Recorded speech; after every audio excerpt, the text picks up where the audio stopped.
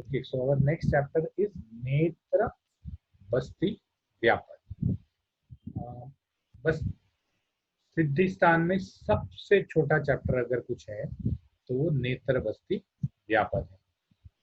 इस चैप्टर को मैंने अभी अभी बनाया है, आज सुबह ही मैडम ने मुझे बोला और मुझे ये नेत्र बस्ती व्यापद मिल नहीं रहा था तो मैंने एक नया बना लिया। मैंने जिस कंप्यूटर पे बनाया उस कंप्यूटर पे हिंदी फॉन्ट इंस्टॉल्ड नहीं था, so kindly bear with me, क्योंकि वो हिंदी फॉन्ट में जो भी लिखा जाना चाहिए था वो सब इंग्लिश में लिखा हुआ है, तो थोड़ा सा पढ़ने में और प्रोनाउंसिएशन में इशू आ सकता है। खुशी, कोई problem? 18 roll number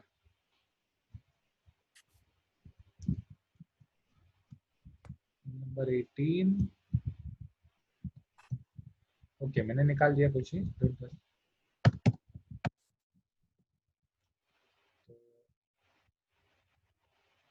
going back to our chapter, नेत्र बस्ती व्यापद में आता क्या है। बस्ती देते वक्त हमने बस्ती देखी, बस्ती कैसे देनी चाहिए वो देखी, बस्ती में नेत्र कैसा होना चाहिए, अच्छा नेत्र कैसा होना चाहिए, अच्छा पुट कैसा होना चाहिए, बस्ती देते वक्त क्या क्या चीजें रखनी चाहिए, मतलब कितने द्रुत गति से देना चाहिए, ये सब हमने देख लिया।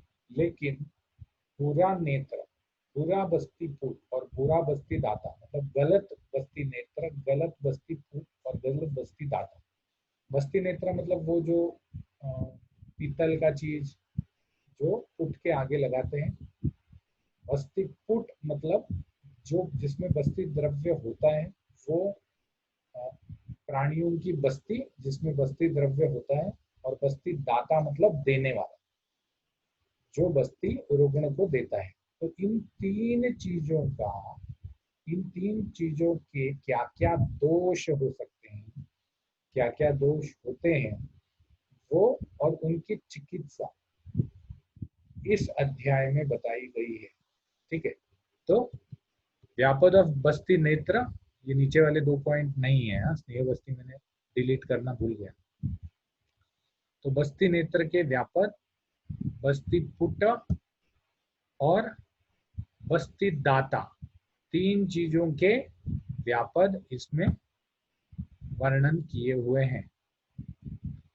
अब सबसे पहले हम चलते हैं बस्ती नेत्र के दोष पर। बस्ती नेत्र आपको आपको समझ में आया होगा। बस्ती पुट के आगे जो मेटल का पार्ट लगाते हैं वो बस्ती नेत्र है। ठीक है, तो बस्ती नेत्र कैसा नहीं होना चाहिए, दोष मतलब बस्ती नेत्र कैसा नहीं होना चाहिए। ह्रस्व नहीं होना चाहिए। ह्रस्व मतलब बहुत छोटा। दीर्घ नहीं होना चाहिए, दीर्घ मतलब बहुत बड़ा। तनु नहीं होना चाहिए, तनु मतलब बहुत पतला। स्थूल नहीं होना चाहिए, स्थूल मतलब बहुत मोटा। ह्रस्व और दीर्घ जो है वो लेंथ के लिए बताए हैं, और तनु और स्थूल के जो है वो विड्थ के लिए बताए हैं। ठीक है, तो ह्रस्व नहीं होना चाहिए, दीर्घ नहीं होना चाहिए, तनु नहीं होना चाहिए, स्थूल नहीं होना चाहिए, जीर्ण नहीं होना चाहिए। जीर्ण मतलब बहुत पुराना है या फिर उस सड़ गया है, उस पे रस्ट लग गई है, तो ऐसा जीर्ण यंत्र भी नहीं होना चाहिए। शिथिल बंध नहीं होना चाहिए। शिथिल बंध मतलब जिसमें कर्णिकाएं जो है, जो नीचे की 2 कर्णिकाएं हैं जिसमें हम बस्ती पुट को बांधने वाले हैं, तो ये नीचे की 2 कर्णिकाएं जो हैं वो ऐसे होनी चाहिए कि बांध ठीक से, पुट ठीक से बांधा जा सके। शिथिल मतलब लूज, तो लूज जहां पर बस्ती पुट बंध जाएगा ऐसी जगह लूज नहीं होनी चाहिए। वक्र मतलब टेढ़ा नहीं होना चाहिए, it should be in a single line. वक्र नहीं होना चाहिए, जैसे प्राणियों के सींग होते हैं तो वैसे वक्र नहीं होना चाहिए, टेढ़ा नहीं होना चाहिए। और पार्श्व छिद्र नहीं होना चाहिए। पार्श्व छिद्र मतलब जिसके साइड में होल्स नहीं होने चाहिए, साइड में होल्स नहीं होने चाहिए। तो ये बस्ती नेत्र के दोष हैं। छोटा नहीं होना चाहिए, लंबा नहीं होना चाहिए, मोटा नहीं होना चाहिए, पतला नहीं होना चाहिए, सड़ा गला जीर्ण नहीं होना चाहिए, शिथिल बंद नहीं होना चाहिए, वक्र नहीं होना चाहिए, और पार्श्व छिद्र नहीं होना चाहिए, साइड में उसके होल्स नहीं होने चाहिए। There should be only 2 holes, one at the start and one at the end. ठीक है, तो बस्ती नेत्र के दोष, अगर ऐसे दोष वाले बस्ती नेत्र को हम अगर यूज करेंगे तो उससे तकलीफें क्या क्या होगी। अगर हम बहुत छोटा ह्रस्व लेंथ में छोटा वाला बस्ती नेत्र यूज करेंगे तो क्या होगा, वो अंदर तक जाएगा ही नहीं, it will not enter the rectum, वो बेचारा एनल कैनल में ही फंसा हुआ रहेगा। तो ज्यादा ह्रस्व होगा तो it will not reach inside, ज्यादा दीर्घ होगा तो अंदर तक चला जाएगा, घुस जाएगा अंदर तक। तो दीर्घ होगा तो it will overreach, it will overreach. तनु ज्यादा पतला होगा, विड्थ में ज्यादा छोटा होगा तो it will be unstable, unstable, हिलेगा ज्यादा, हिलेगा ज्यादा, अंदर जाते वक्त हिलेगा ज्यादा। तो तनु है तो अनस्टेबल हो जाएगा।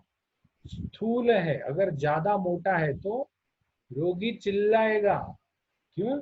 क्योंकि ज्यादा टेंशन आएगा एनल वॉल पे, anal wall will be dilated more, तो रोगी चिल्लाएगा।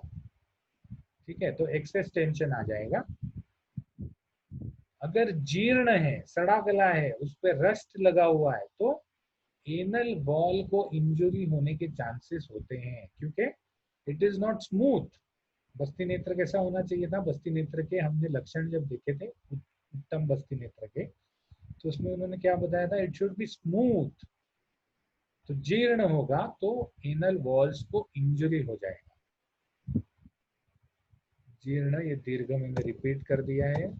स्थूल, जीर्ण, शिथिल बंध, अगर शिथिल बंध होगा, यहाँ पर दीर्घ लिखा है, मैं आज ही सुबह बनाया जब जल्दी जल्दी में, तो अगर शिथिल बंध होगा तो क्या होगा, बस्ती पुट जो है और बस्ती नेत्र जो है वो हिलेगा, बस्ती बाहर आने के चांसेस होते हैं, या फिर पूरा प्रेशर नहीं मिलने के चांसेस होते हैं। अगर पार्श्व में छिद्र है, साइड में होल्स हैं उसके, तब भी एनस में इंजुरी होने के चांसेस बढ़ जाते हैं, क्योंकि कटने के चांसेस होते हैं। पार्श्व में छिद्र हो तो कट जाएगा एनस, तो कटने के चांसेस होते हैं, इसीलिए एनल इंजुरी के चांसेस होते हैं। और अगर वक्र हो, वक्र मतलब टेढ़ा हो, तो बस्ती देते वक्त कैसे देना चाहिए, मेरुदंड के समांतर, parallel to the vertebral column. तो अगर वक्र है तो जो पार्ट अंदर जा रहा है, you will not be able to see how the part is moving inside, तो इसीलिए it might cause a crooked movement, और ये क्रुकेड मूवमेंट जो है that can damage the superior wall of the rectum. तो इसीलिए वक्र होने से क्रुकेड मूवमेंट हो सकती है। तो ये बस्ती के नेत्र के दोष है। अब बस्ती के पुट या जो नीचे थैली रहती है उसके दोष क्या है। एक तो विषम, बस्ती कैसे होनी चाहिए, राउंड गोल मस्त, ड्रॉप लाइक, अगर आपको याद है तो ड्रॉप लाइक बताया।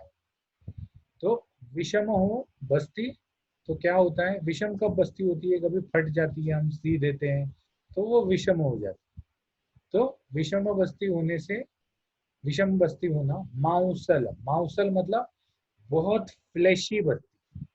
जब बस्ती के बारे में, बस्ती पुट के बारे में बताया गया था तो उन्होंने ये बताया था कि बस्ती पुट जो है वो ड्रॉप लाइक होना चाहिए और सब जगह से कम फ्लैशी होना चाहिए। मैंने तब ये भी बताया था कि इसीलिए प्रोसेस करते हैं, प्रोसेस करते हैं। तो अगर माउसल है तब भी वो दोष है।